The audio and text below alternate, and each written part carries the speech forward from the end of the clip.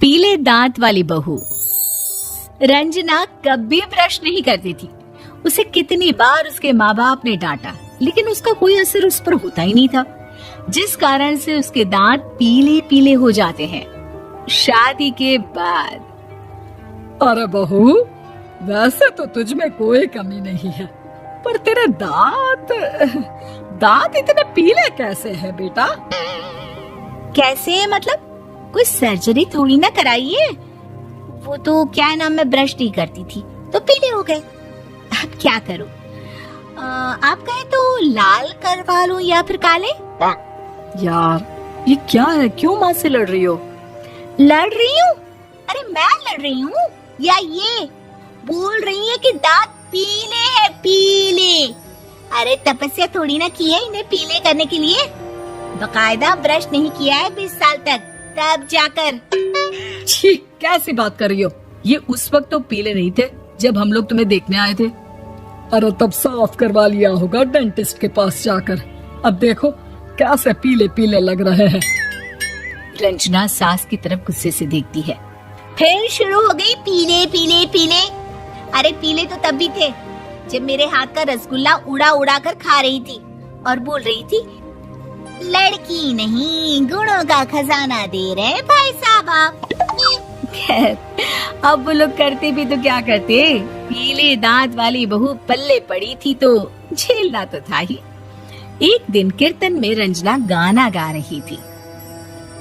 अरे कमला बहन, माँ का द्वार है, यहाँ तो सब शुद्ध होकर आते हैं, फिर अपनी बहू को ब्रश भी नहीं करवाती तुम।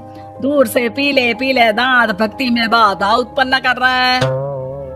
और कोई 2 साल के बच्ची थोड़ी ना लेकर आई हूँ मैं बहू बनाकर। अच्छी खासी लड़की है, अरे कैसे करवाऊं ब्रश? ये तो उसे खुद करना चाहिए ना। अब माँ बाप तो इसके जैसे तैसे निपटा दिए, ये नहीं सोचा कि सास कैसे संभालेगी। सास बहू को लेकर घर आ जाती है, लेकिन सोच लेती है कि अब इसे लेकर कहीं नहीं जाएगी। अगले रोज बहू कहती है, अरे क्या हो गया, मंदिर नहीं जाना क्या? कीर्तन का वक्त हो रहा है। मेरी मधुर वाणी से कान्हा जी जागते हैं और सोते हैं। आप तो जानती है ना उनकी भक्ति में कितना मन लगता है मेरा। वो क्या है ना, तबीयत ठीक नहीं लग रही है मेरी, आराम करूंगी मैं। तबीयत ठीक नहीं लग रही? अभी तो मिथुन के गाने पर नाच रही थी आप, और अब बोल रही है कि तबीयत ठीक नहीं लग रही। अरे भक्ति में मन लगा लो सासू माँ, ऊपर जाना है, क्या मुंह दिखाओगी आप? हाँ? सास को बहू की बात पर गुस्सा आ जाता है। मैं क्या मुंह दिखाऊंगी, इसकी चिंता तो ना कर, समझी? अपने मुंह की चिंता कर, जो ये पीले पीले दांत लेकर हर जगह पहुंच जाती है। पता है लोग कितना मजाक बनाते हैं। ना जी ना, मैं नहीं जाना कहीं तेरे साथ। तो ये बात है। कोई ना, मत जाओ, मैं अपने कमरे में ही बैठकर भक्ति कर लूंगी। ऊपर वाला दांत थोड़ी ना देखता है, मन देखता है, भावना देखता है। और अरे बस बस, तू सब कुछ दिखा, बस ये सफेद चमकदार दांत ना दिखाना किसी को, है? जा यहाँ से।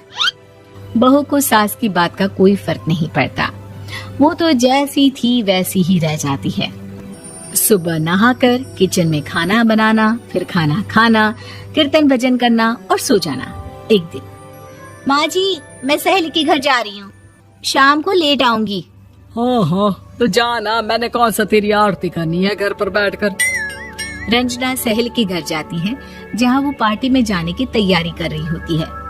अरे शिखा, कहाँ जाने की तैयारी कर रही है? मैं गलत वक्त पर आ गई क्या? अरे नहीं यार, उल्टा सही वक्त पर आई है। मैंने ये साड़ी और ज्वेलरी निकाली है यार, शाम को इनके ऑफिस की एक पार्टी में जाना है। बताना कैसा लग रहा है ये सब?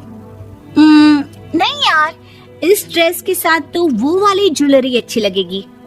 हाँ हाँ सही बोल रही है, मैंने ध्यान ही नहीं दिया। वैसे तो हमेशा से मस्त फैशन सेंस रखती है। तो बड़ा जाती होगी ना पति के साथ पार्टी में। रंजना कुछ नहीं बोलती, बस सोचती है कि यार काश ये बात सही हो जाती। पर मैं क्यों नहीं जाती पार्टी में? क्या इन लोगों की कोई पार्टी होती नहीं होगी?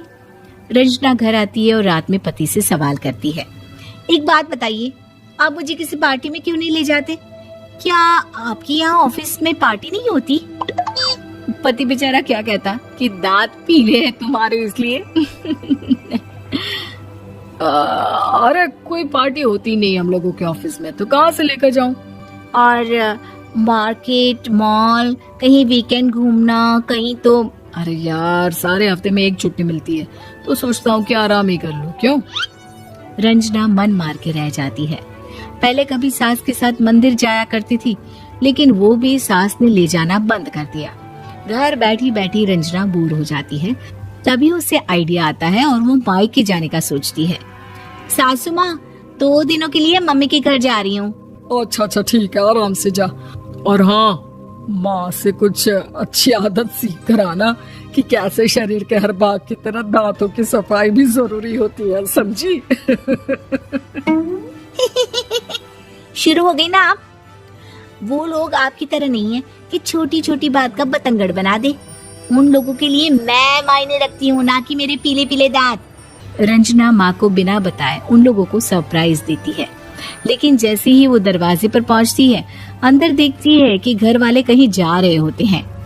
अब माँ, काश रंजना दीदी के दांतों वाली प्रॉब्लम नहीं होती, तो वो भी हम लोगों के साथ चलती ना बुआ जी की बेटी की शादी में। हाँ बेटा, लेकिन अब उसे कौन समझाए कि उसको उसके पीले दांत नहीं दिखते, लेकिन उसके आसपास के लोगों को कितना एम्बैरेसिंग फील कराते हैं।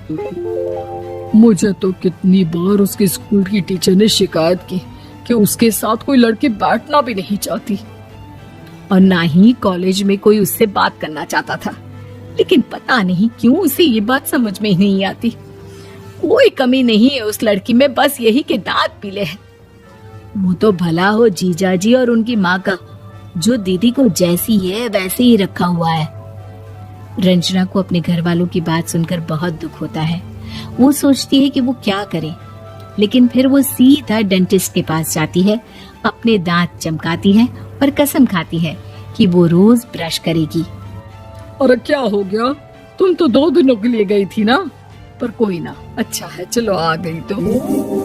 रंजना सास के सामने आकर खड़ी हो जाती है और पूरी स्माइल करती है, उसके चमकदार दांतों को दिखाती हुई। हैं? चले मंदिर? माँ, मुझे माफ कर दीजिए, मैंने आप लोगों को बहुत एम्बैरेसिंग फील करवाया। मैं आज से रोज ब्रश करूंगी।